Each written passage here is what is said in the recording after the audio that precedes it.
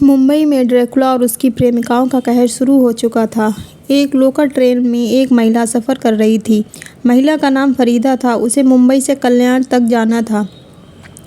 रात के 11 बज रहे थे। ट्रेन का महिला डिब्बा बिल्कुल खाली था। फरीदा को थोड़ी घबराहट हो रही थी क्योंकि ट्रेन बिल्कुल खाली थी। वह सीट पर बैठ चुकी थी।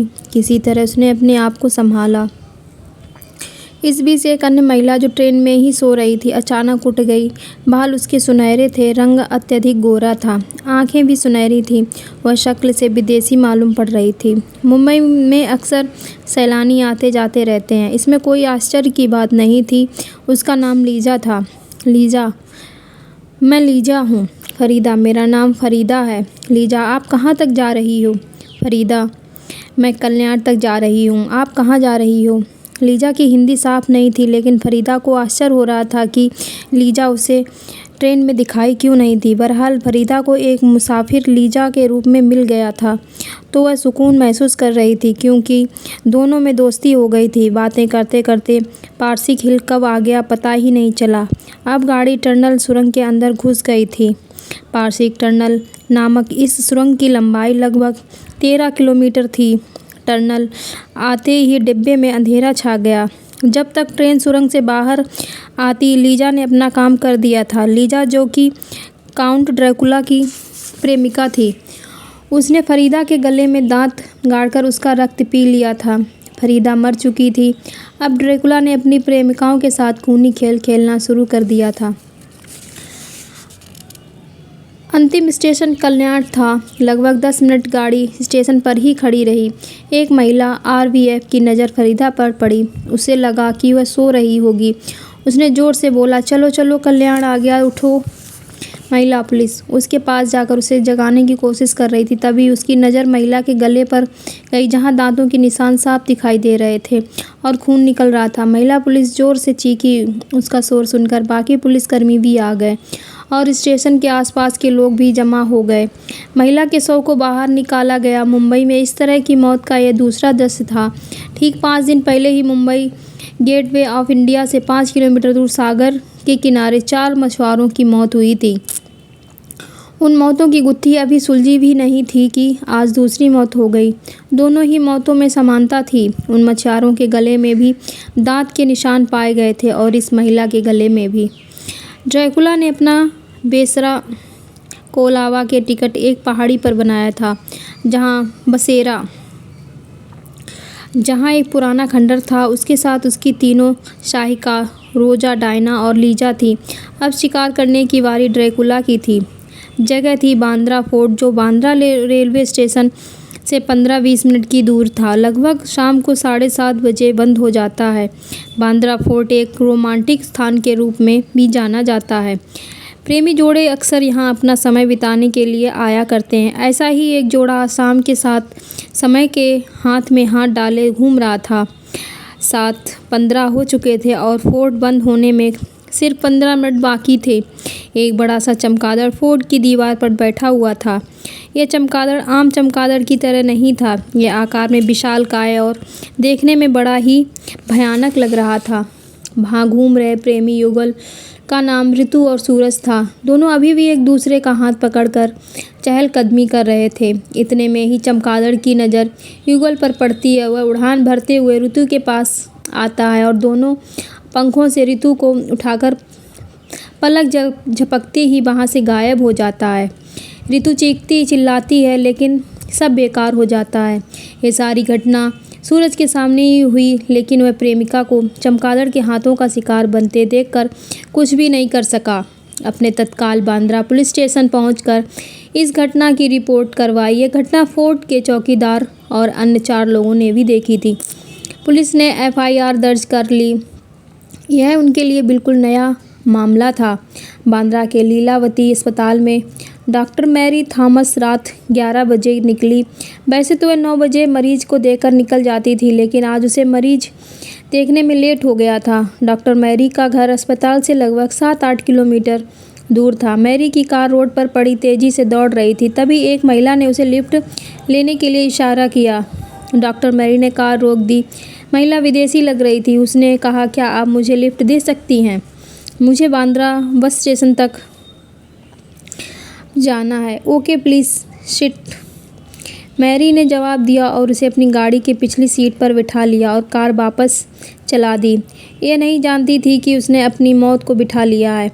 उस विदेशी महिला का नाम डायना था। मानव खून की खुशबू से उसकी जीभ लपलपाने लगी। उसे लगा कि अब देर नहीं करनी चाहिए। डॉक्टर मैरी उसे कभी कभी शीशे में देख लेती थी। कुछ समय बाद डॉक्टर मैरी ने देखा कि डायना के दोनों नुकीले दांत बाहर आ चुके थे। उसकी आंखें लाल और चेहरा सख्त एवं सुर्ख हो गया था। उसके नाखून अचानक बड़े हो गए थे। डॉक्टर मैरी की चीख निकल गई। इससे पहले कि डॉक्टर मैरी की कार का संतुलन बिगड़ता, डायना ने अपने दांत उसे गले में गाड़ दिए और जब तक खून चूसना चाह चूसती रही। डॉक्टर मैरी अभी भी कार चला रही थी। जैसे ही डॉक्टर मैरी की चेतना जाने को हुई तो उसकी आंखों के सामने अंधेरा छा गया। उसकी कार डिवाइडर से टकरा गई थी। अब तक डायना खून पीकर अपनी प्यास बुझा चुकी थी। कुछ ही समय बाद किसी ने फ़ोन करके पुलिस को बुला लिया। पुलिस ने तुरंत एम्बुलेंस बुलवाकर डॉक्टर मैरी को वापस लीलावती हॉस्पिटल भेजा। पुलिस शुरुआती जांच के दौरान पाया कि डॉक्टर मैरी की मौत एक्सीडेंट की वजह से हुई है, लेकिन जब डॉक्टर की पोस्टमार्टम रिपोर्ट आई तो उनके होश उड़ गए। शव की गर्दन में दांतों के निशान साफ दिखाई दे रहे थे। डॉक्टर मैरी की मौत एक नर पिशाच के द्वारा हुई थी। मुंबई की ग्रांड रोड, जो जिम फरोशी के लिए प्रसिद्ध है, वहाँ रात के 11 बजते ही ग्राहकों के इंतजार में तवायफों का मजमा लगना शुरू हो जाता है। ग्राहक भी आना शुरू हो जाते हैं। रात के 12:30 बज रहे थे। 2 तवायफें एक साथ थीं, निक्की और निशा नाम की। निक्की, हट रे, आज भी लगता है कोई ग्राहक नहीं मिलेगा। निशा, मिल जाएगा, सभी का नंबर आ गया है, हमारा भी नंबर आएगा। निक्की, वो एक गोरी कौन खड़ी है, भारत की तो लगती नहीं है। निशा, इनको भी धंधा करना होगा, चलो पूछते हैं। Nikki, hello, I am Nikki. रोजा, हाय, आई एम रोजा। निक्की, तुमको हिंदी आती है? रोजा, हाँ, हिंदी आता है, थोड़ा थोड़ा। निक्की, किसका इंतज़ार है? रोजा, नहीं, किसी का नहीं। निशा, तो कोई प्रेमी का चक्कर है? रोजा, मुझे लड़के पसंद नहीं, मुझे लड़कियां पसंद हैं। निक्की, वाह, अच्छी बात है।